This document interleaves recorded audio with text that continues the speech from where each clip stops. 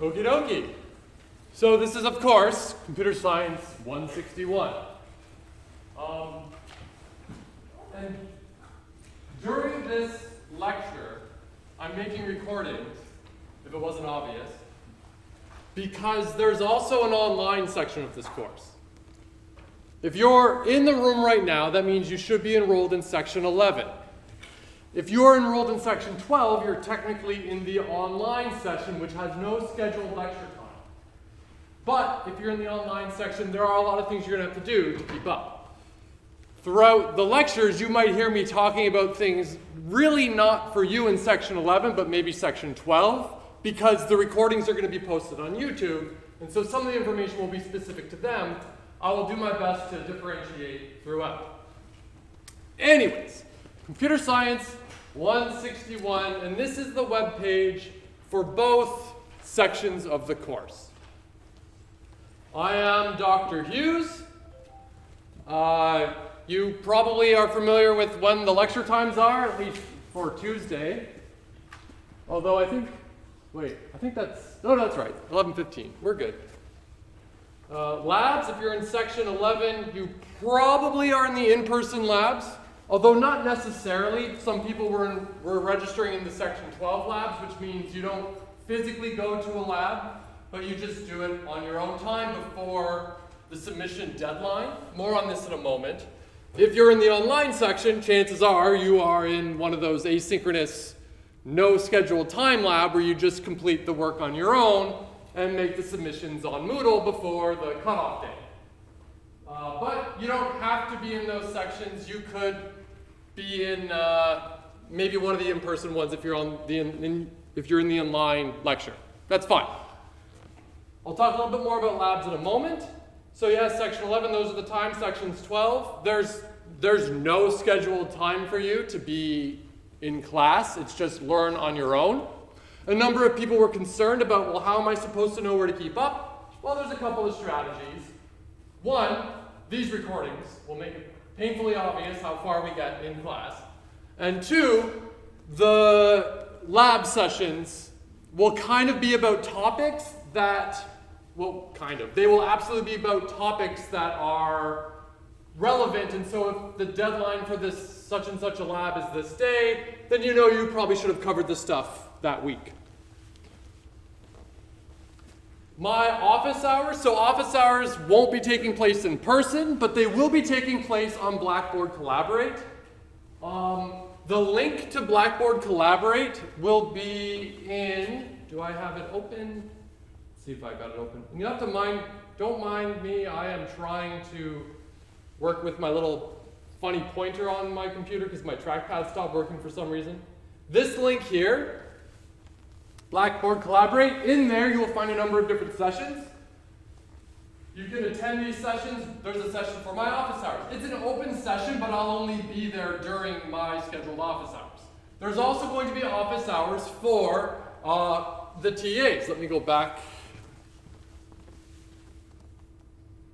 Some of them are going to be set already. So you'll see Bo. He's set for Wednesdays and Thursdays. He has his own session in Collaborate. The other TA, we haven't set the time yet, but it'll be updated as soon as we get that set. For those of you in the online section only, there is also time for you that is not set yet, although actually Travis's is. There is specific office hours, lab office hours, I don't know what we want to call it, that's dedicated for you to ask specific questions about the lab during this time. And there will be relevant sessions in Blackboard Collaborate for you to do those things. It's only 1 hour a week for each of them, but you can go to either of them. And it'll be on Blackboard Collaborate. Travis's will be Tuesday, 2 to 3 p.m. We haven't set Liam's yet, but similarly, it'll be posted as soon as we know. These sessions are only for the online section. So those of you in the room right now, that's not for you. Don't go there because these are dedicated for the other students and we don't want you taking up the time that is dedicated to them. But if you are in an online section, if you're an in-person section of the labs, Well, that's a place where we're going to get things figured out there. So who here by chance has already gone through the getting set up for 161? One person. Okie dokie. All right. Well, that's not too bad. We'll get there in a second. But down here at the bottom of the page, there are two course outlines. They're nearly identical, except one is specific for you and the other is specific for the online section. I will open them both, and we'll kind of go through them and point out some of the interesting differences. So 1, 2. So at the top of this one, it says this is for section 11, course description. You're probably already reasonably familiar with it. The website, most of the content for this course is going to be hosted on this website. You can find a link to it on Moodle. You can find, there's a lot of places there's links to it throughout the university. I can't remember. You can Google CSCI161 St. Effects, you'll find it. Or you can even go to CSCI161.com or .ca. It'll take you right here. It just redirects you to this website. So you won't miss it. Moodle will be used primarily for just submissions of things. So like submissions of your assignments and probably the final exam, however that's going to be figured out. If you are in, actually, I don't want to get ahead of myself, give me one moment, and then I'll follow what I was about to say. The textbook, don't buy a textbook. If you have, great, you might be the type of person that really likes a textbook, having it like this with this nice curated information, fantastic. But there's this online textbook with the link. It's absolutely free, and it's fantastic. It's really good. I do recommend going through the suggested readings that you'll see at the end of each lecture, because those that do go through the suggested readings, which are very easy and don't take a lot of time, but those that do go through them are the ones that typically get 90 plus in the course. They just demolish the course. Topics, we're going to cover everything from intro to programming. We assume no programming experience. We do assume some amount of computer literacy, how to navigate file systems and whatnot, but I will assume you have never wrote a program before in your life. And we're going to go all the way, cover all these fairly introductory topics, and we're going to go down this list as far as we can. There is a point that I want to make sure we get to, but every year, every class is a little different. Maybe one year it feels like we need to cover a little bit more on this subject, and another year we got to cover that subject a little more, and so on. We're going to go as far down this list as we can. I'll make sure we get what we need covered done so you're prepared for 162 if you're in it. But otherwise, we're going to go with the flow. We're going to get as far as we can because there's a lot of interesting, cool things we can explore along the way. Here is the breakdown. There's going to be 4 assignments, labs, and some take-home final exam thing. I have no idea what this is going to be yet. I don't know. I have to figure this out. It's a weird year. We'll get something figured out. 4 assignments, each worth, actually no, I guess the first 2 are worth 10%. 3 and 4 are worth 20% each. We have labs, 10% total, and a final take-home exam worth 30%. Assignment submissions. There's going to be instructions on the Moodle page on how to do these submissions. Not particularly challenging. And on the assignment description, I'll give a little bit of information on what I want you to submit and whatnot as well. The due dates. The due dates and exact time assignments are to be in are going to be posted. No submissions after the posted time will be accepted. And no extensions will be given for assignments unless there's some accommodations that have already been prearranged. But I don't usually give those accommodations. That's usually through accommodations in the dean's office. So the submission is due, it's due when it's due. I always make my submissions due at 11:55 on a certain day. Usually Mondays, but we'll see. Labs will be different for those of you that are in the online section. But assignments are typically due on Mondays at 11:55. So if you submit it at 11:54, here's a test. 11:54, will it be accepted? Yes. Good. 11:56, will it be accepted? No. That's it. It's actually straightforward. Despite that, there seems to be a lot of confusion every year, but those that get confused by the 11:55 cutoff, their stuff doesn't get marked. So just have it in on time. If you have internet issues, that really sucks for you. But that's not on me. Consider the due date's not when you should be handing it in. That's the last possible moment you can hand it in. Hand it in before. Give yourself plenty of time so these issues don't come up. Marking is going to be done by teaching assistants following a rubric I give them. So FYI. Final take-home exam. I don't really have much information here for you other than don't cheat. Anything that looks like you probably cheated by any reasonable person will probably be considered cheating. But they will be like open book. So go ahead and use all the notes you want. This website, Google, I don't care. But don't like email each other code. That's cheating. Labs. I suppose before I go to labs, everything so far is effectively identical for the online section. The only difference is class times. There's no scheduled ones. Lab time, no scheduled ones. Everything else is exactly the same. I'm trying to design the course in such a way that those that are in person and those that are online have hopefully the most identical learning experience as possible. I want it so if you know someone in the online section and maybe you're working on a lab together after, great. I want it so that there's no compatibility issues between the two. So it's designed that everything should be done such that they just fit perfectly together. Minus the fact that, well, online labs are going to be kind of funny. Due dates, same rules and everything apply. Take-home exam, yeah, I don't know. So labs are going to be mildly different. I'm going to preface this with, honestly, at this stage, my plan for the lab is this, but I don't know how this is going to go. It's going to be weird this year, and we're going to probably have to play by ear a little bit. This might change a little bit. But the plan is, we show up to the in-person lab, everyone does their social distancing, and then I will be at the front of the room along with another TA, an undergraduate TA, who's experienced in the course and the course material. We'll be at the front of the room and we'll be on Collaborate. And all of you will be on Collaborate at the same time.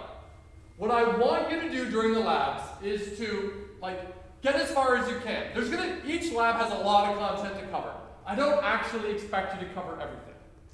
I just want you to go at your own pace, get as far as you can, earnestly, and that's it. And if you do that in the in-person labs, you get your mark. It's easy as that. The online section, effectively the same thing, but there is going to be some amount of checking by the TAs to make sure that you did, in fact, do some of the lab. Or you didn't just find solutions online and copy-paste them in. It's pretty easy to catch cheating in computer science. So, another thing for the labs, I want you to work together. I want you to be collaborating. In a typical environment where we don't have to social distance, this is very easy to do. People sit close to each other, they're working on the problems together, they can share ideas, whatnot, not too bad. This year it's not going to work like that. But what we can do in the labs is set up what they call breakout sessions in Collaborate. And then in Collaborate, people who are working together in the same breakout session, they can share each other's screen and talk, and it's as close as we can get to working together physically as we can in this social distancing environment. If you're confused about this, don't worry. Once we get to the lab, we'll get it figured out. Honestly, I'm not entirely sure how this is going to play. Hopefully well, but I don't know. But me and the TA will also be in the lab, so if and when the time comes that you have a question in a typical environment, this would be easy. You raise your hand, you're stuck on something, I come up, and I help you out a little bit. Can't do that this year. But we can use Collaborate to share screens and we can kind of talk. And kind of one of the added plus side, silver lining of this, is in the past what would happen at labs is, let's say I have 20 people in the room, 30, 40 people in the room. And someone over there has a question. I go up and answer their question. And then someone over there has a question. It ends up being the exact same question. This happens a lot. So the benefit of doing it this way, where we can communicate in the real world, but I can look at your screen through the computer, if you ask a question, it actually benefits everyone because we'll put it on the projector and everyone gets a chance to learn together. That's what we want. So it actually kind of works out in a nice way. But again, we'll see how this goes. The labs are worth 1% each. We're going to have at least 10 labs. If we have any more than 10 labs, then we just drop your lowest lab mark. Labs are usually 0 or 1. So if for whatever reason maybe you miss a lab, then whatever. If you miss 1 out of the 11 labs that maybe we do, you could still get 10 out of 10 on the course part, like the allocation to labs. So it's your best 10 out of however many labs we do. Same thing goes for the online session. The online session, though, they will be doing their submissions on Moodle. The deadline, I don't remember what I set it at. Let's see, did I put it in here? If it's not in the outline, it'll be on Moodle. I set the submission deadline for the online asynchronous sessions of the lab to be Saturday at 11:55 p.m. If you're thinking for a second, Saturday, why is he making the due date on a weekend? It's not a due date. It is, you got to have it submitted by this time. The date that I set this is kind of arbitrary. If you really have an issue with the Saturday submission time because it cuts into your weekend, then fine, I'll make it due at 11:55 on Friday. That's the cutoff time. No submissions after that. If you submit it Monday on, if you submit this week's lab on Monday at noon, fantastic, cool. Then you don't need to worry about the next labs until next week type thing. So the submission times are just, we won't accept it after that, that's all. This doesn't apply to the majority of you in here right now because we will just be giving you the marks in lab. Email contact, switch back to this one. Everything else should be more or less the same for the rest of this. Email contact, use your SaintFX email and email me at my SaintFX email. Do me a favor and say like what class you're in, who you are, what section you're in, so I know. It's always difficult when someone sends me an email that says, hey, I'm having a hard time on assignment 1. And I go, what class? I have no idea what you're talking about. So try to be more clear. Also, email for questions. I'm happy to take email questions. Very happy. However, the questions that I will answer via email are only going to be the high-level questions, asking for direction, maybe a little help here and there. Anything that's like, oh, my code doesn't work, here, help. No, that's not, I can't do that in email because each one of those emails takes a long time to answer. And if you get a lot of those, the amount of time required to answer those emails is more than the number of hours in a day. So those questions of like, ugh, I'm really stuck, those are office hours questions. Those are questions that you bring to office hours where we have time, dedicated time to flesh it out, to figure it out. Things that, there's a couple of like special coded words students use that I know how to decode properly. If you send me an email asking for help, or if you come to office hours asking for help on something, and I ask you something like, well, what have you tried to do to get it working? Okay? Or what have you, when's the deadline for the assignment? If you email me with a question like that, I'm not going to reply because that information is online. But when I ask, what have you done to help figure this out? Like, what have you done so far? One of the common responses, well, I don't know, I'm just so confused, I don't even know where to start. See, that's coded language for, I haven't tried anything yet. If I get any of those types of coded languages, I'm going to ask you to, okay, go read this, and if you're still stuck, come back. That's not because I'm dismissing you. That's because my big thing in my teaching philosophy is what they consider the number one thing I can do in pedagogy. And that is independent learning. The number one thing I can do for you in this course is show you how to figure out, learn these things on your own. Let's do another quick little test. By the way, if it's not obvious, this class will be a lot of back and forth. So here's a quick test. Who is your teacher right now? someone's pointing up, someone's pointing at me, some people are pointing at themselves. Only one of those three is correct. Let's try again. Who is your teacher? Everyone point to yourself. Do it. There you go. I'm here to facilitate your learning. I'm not your teacher, I'm your professor. Big difference. I'm here to facilitate it. I'm here to give you all the tools I can so you can learn this stuff. I can't make you learn anything though. You are responsible for your learning. You're in charge of this.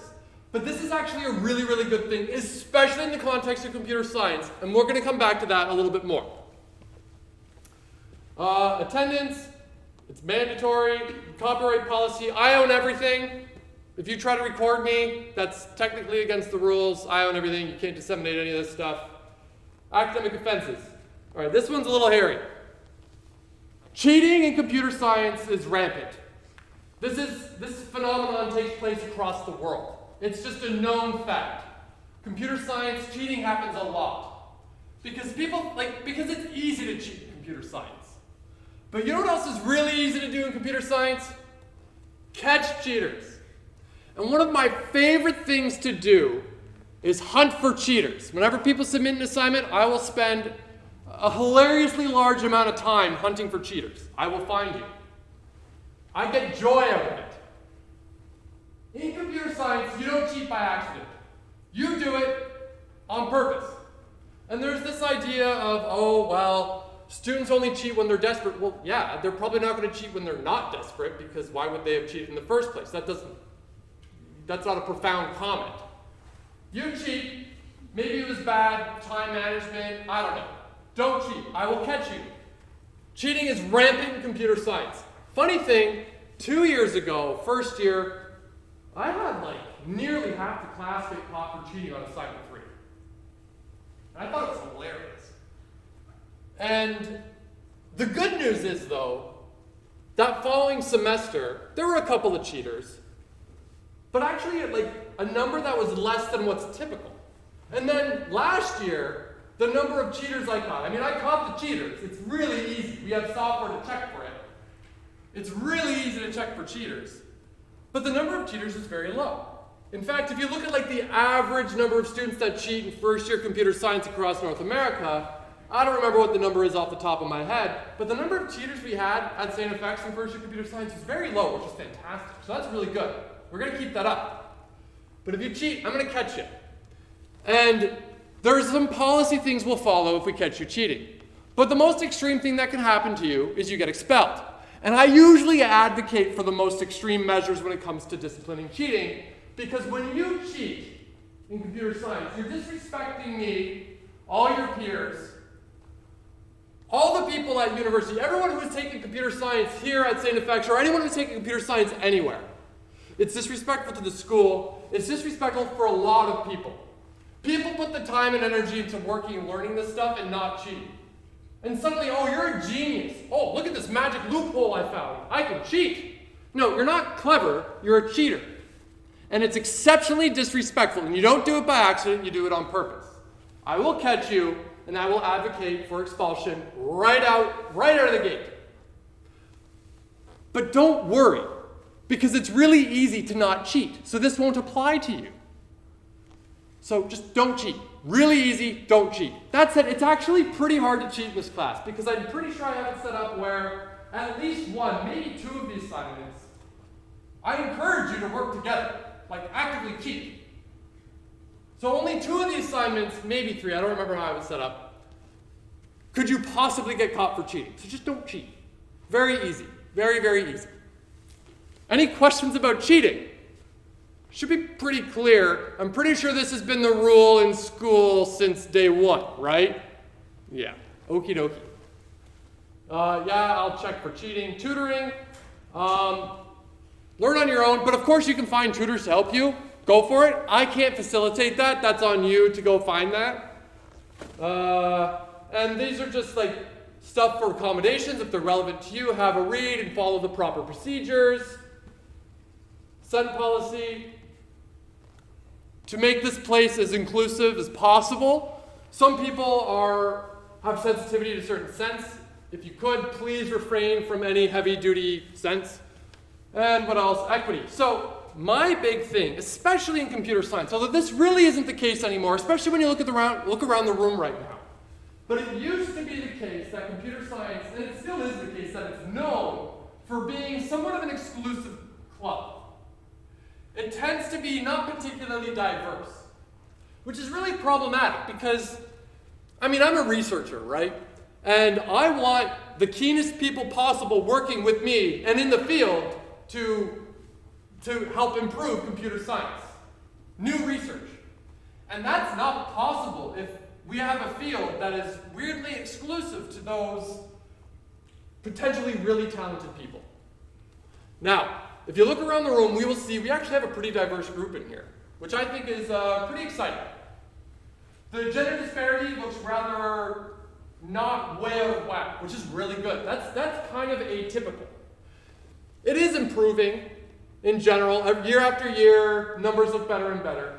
But the reason I'm emphasizing this is I want to make sure it is very well understood that this environment, whether it's in class, whether it's when you're working together on assignments or on labs, or talking about content, or even like maybe next year you're in the computer science club, or the Mass Stats computer science club in the annex or something. I say next year because I don't know what the rules are this year because of social distancing. I want to make sure that we're making sure computer science is a very accommodating, accessible environment for everybody. And I'm going to talk a little bit more about this in a moment. But are there any questions about the outline stuff that I've done so far?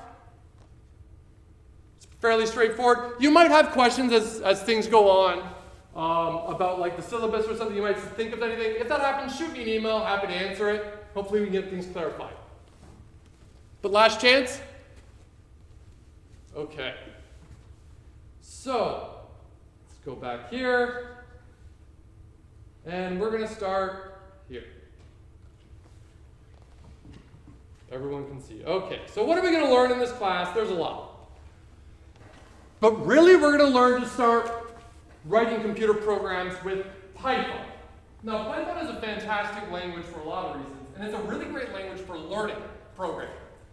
But the funny thing is, so computer science has this weird reputation of being like, oh, that's a hard subject. You got to be a genius to do computer science. No, that's completely false. Because most people in here are actually familiar with algorithms and programs, and you actually have been doing it, but what you haven't been doing is maybe writing them in a specific programming language.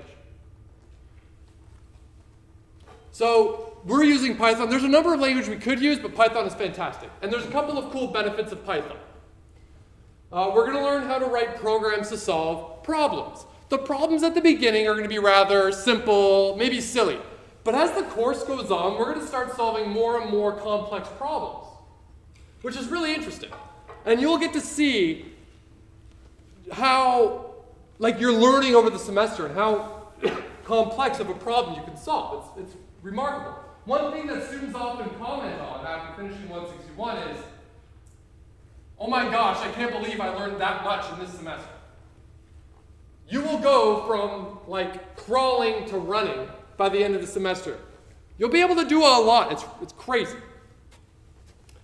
We'll learn a little bit about how computers work. Now, when I say computer, right here, what I really mean is like these things or the computers that you have in front of you.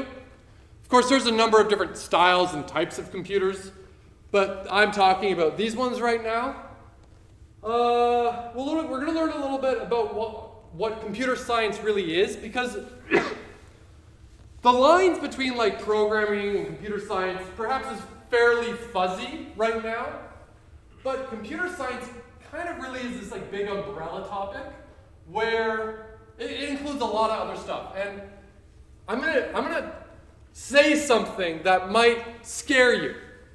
Computer science is actually just math. Who here doesn't like math? Be honest. You can be very honest. I don't really like it, you know. But here's the funny thing.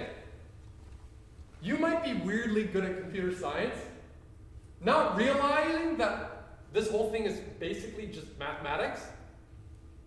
And funny, that then means that you're actually kind of really good at math. But maybe you're really interested in a certain type of math, like computer computer science. I mean, there's a lot of different types of math out there. There's calculus, there's geometry, you know, there's discrete mathematics, optimizations. But computer science is just kind of another category. It's a big, broad category, and programming is a part of it, don't get me wrong. But computer science is a fairly broad, big thing. And we're going to learn a little bit about that. But the big emphasis in this class is programming, for better or worse. And the reason is, when doing computer science, one of the things programming is typically, and I say typically, this is like learning to write with a pencil. When you learn to program in Python, it's kind of like, oh, you're learning how to write. You know, we wouldn't say in English, imagine you're doing an English degree, and people go, oh, is that all about writing? Well, no. I mean, people will write stuff, maybe type it on a computer, but it's a lot more than just writing. It's kind of like computer science, you know, it's a lot more than just programming. It's not just sitting down and writing code. There's a lot more to it. In fact, I also got some weird bad news. Most of computer science and most of what you're going to do in this class isn't active programming. It's going to be beating your head against that keyboard trying to find out why your code isn't working. That is the majority of what this class is. A lot of people think, oh, you know, I've seen those movies where people are like, oh, I'm hacking and whatnot. They're writing all this code. That never happens. No one is capable of doing that. Usually you write a couple lines of code, you hear it run, and you're like, oh, why doesn't it work? Then you spend 20 minutes trying to figure out why those 4 lines of code that took you 2 seconds to write didn't work. But it ends up being kind of fun because it's just problem solving. It's like puzzles. Who knows who this guy is? Raise your hand. 1, 2 people. Who is it? Alan Turing. Who here's heard that name before? Not all the people, but a lot of people. Alan Turing is a big shot. He is a really big, important person in the world of computer science. Some could easily argue that he created the field of computer science. It's insane, really. And all of the stuff that we do kind of is a consequence of some of the preliminary is not even the word, it's just the foundational stuff he did. Even the way that our computational systems that we use, just based on the mechanics and ideas that he had. What else is Alan Turing very famous for? Cracking the Enigma. He, and this was top secret for a while, he actually broke the Nazis' Enigma code. That was a big deal, a huge deal. But no one knew for a very long time because it was very top secret. What else? And this is a really horrible thing. What else is Alan Turing famous for? He was known to be homosexual in a very homophobic society. Exactly. He was homosexual in a very homophobic society.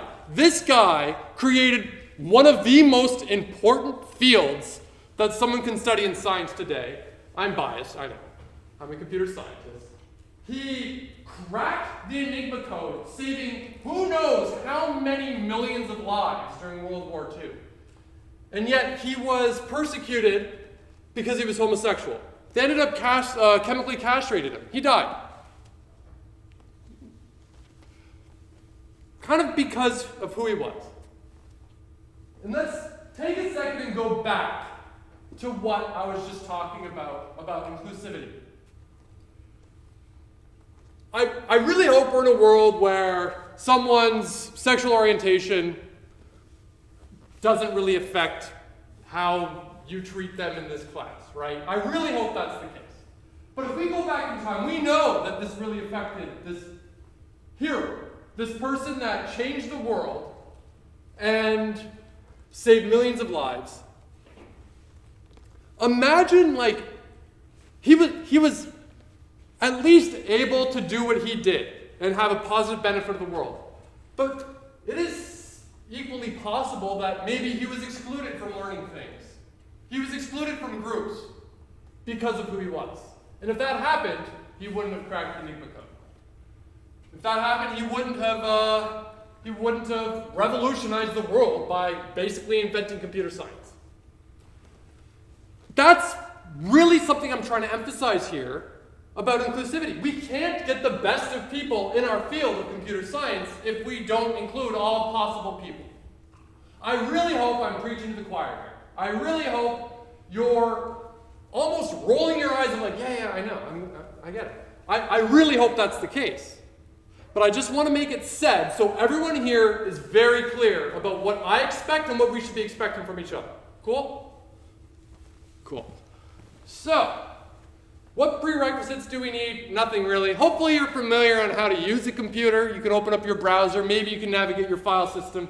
But as far as I'm concerned, I don't care if you've never wrote a single program in your life. And maybe before the end of today, you'll even write your very first program.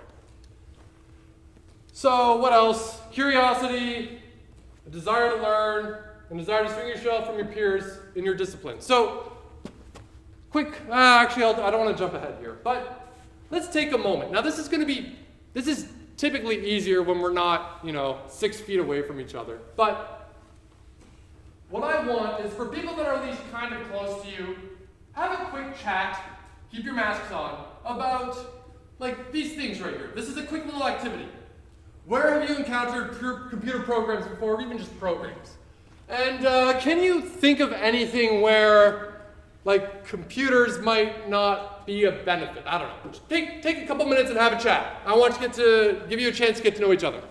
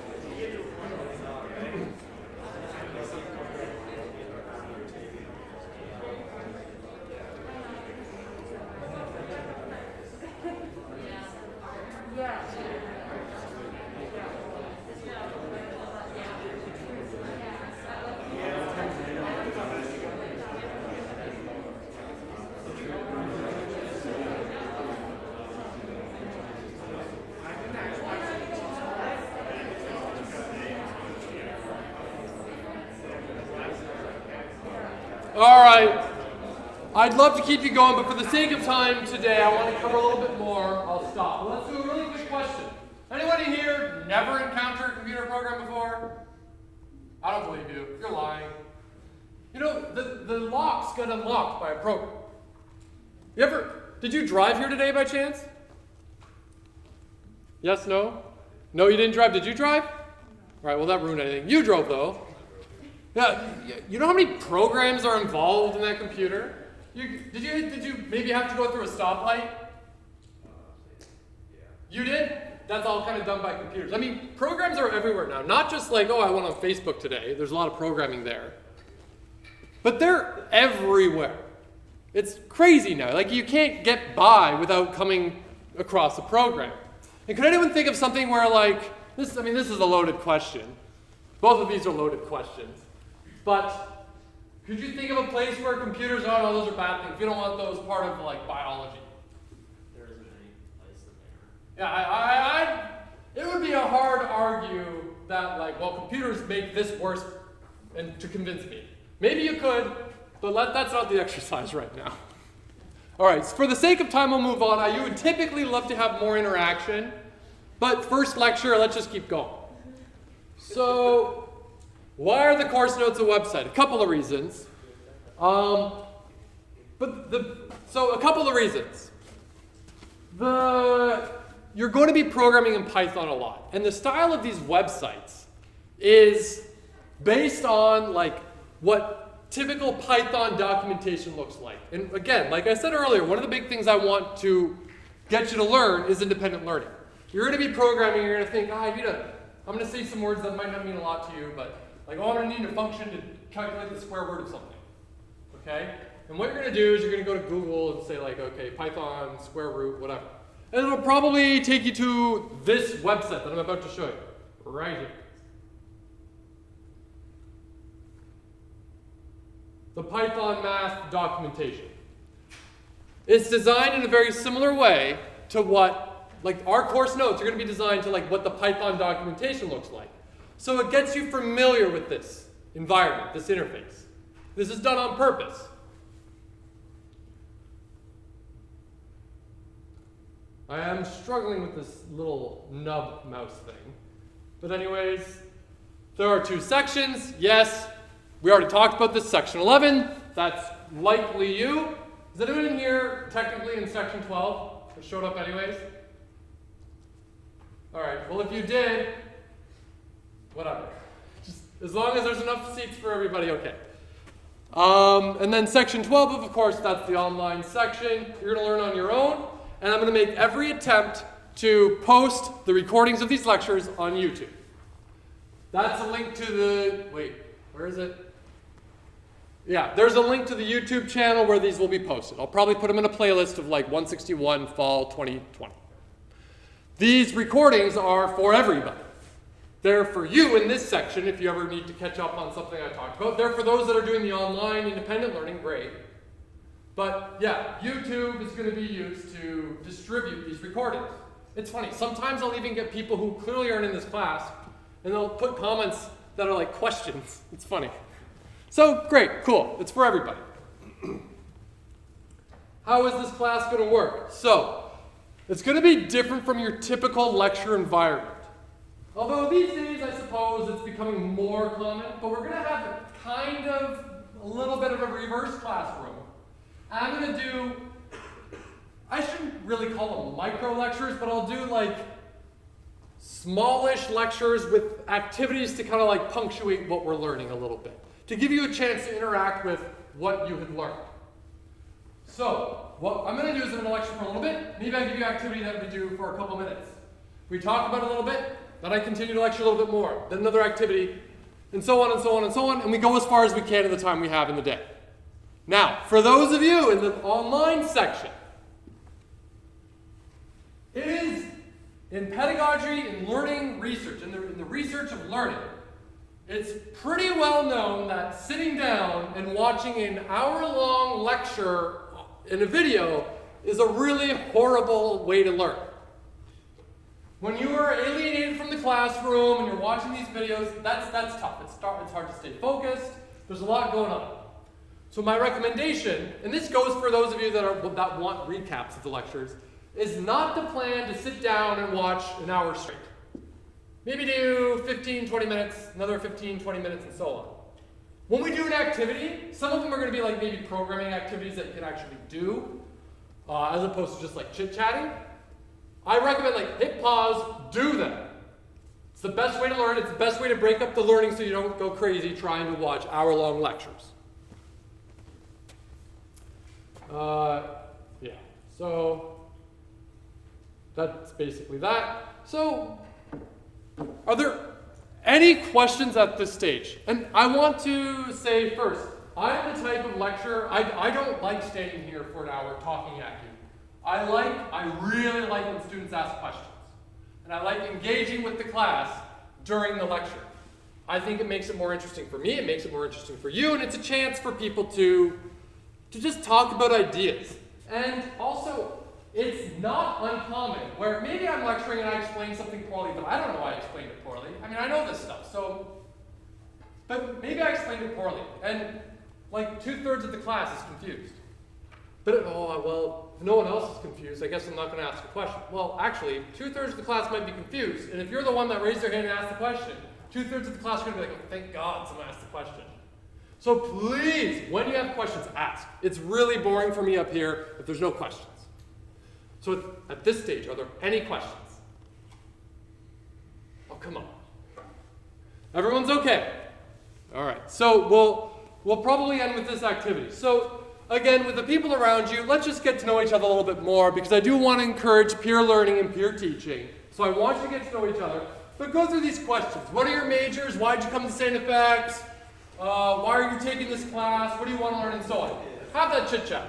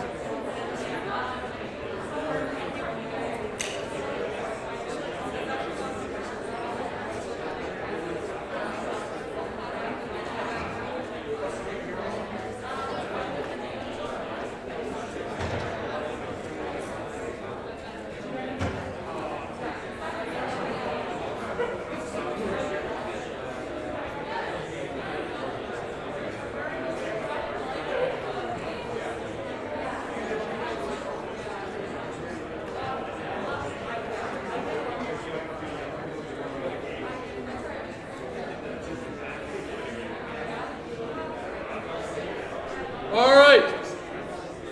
In the last 2 minutes, raise your hand, and I realize if you're in first year, you might not have a major selected, but you probably have something in mind. So raise your hand if you're going to be in computer science, really high. Really, really, really high. Okay, look. Not that many people in the room, apparently. So, for those of you that are thinking like, well, there's probably a lot of people in the room that know a lot already. I mean, it'd be cool if you do, but there's no expectation. You don't have all these computer science whizzes already. So you're in a collection of your peers, having a chance to just learn together. So who here is in going to be in biology or something? Raise your hand. A couple people. How about math, stats? 1, 2, 3 and a half. I don't know. Chemistry. 1, maybe, a little bit. Physics. Cool. Business. Oh yeah, wow. What else? Okay, business. Education. Oh, come on, no one. 1. Aha. I'm probably missing stuff. I don't know. Who's here in an arts program? So what are you in? I'm a music student. Music student. How about you? PGov? Nice. What else? You back there. Economics? What else? What else we got? Engineering. Oh, how did I forget? Oh. We're all doing the arts and science. Art. Oh, the Clen one. Nice. Clen. We always get a lot of students from Clen. We actually usually steal a lot of students from Clen into computer science. So, FYI. What else? I'm sure we're missing some things. Yeah. Geology. How did I forget that? Yeah. Enterprise systems. Okay, so pretty close to computer science, but yeah, there we go. Look how diverse of a group in terms of people's interests. That's fantastic. I really like that. And because I like to emphasize peer learning and peer teaching, and we'll do it as best we can this year, you really get a chance to get a lot of diverse perspectives and whatnot, which is fantastic. Anyways, we'll pick up here tomorrow, I think. See you later.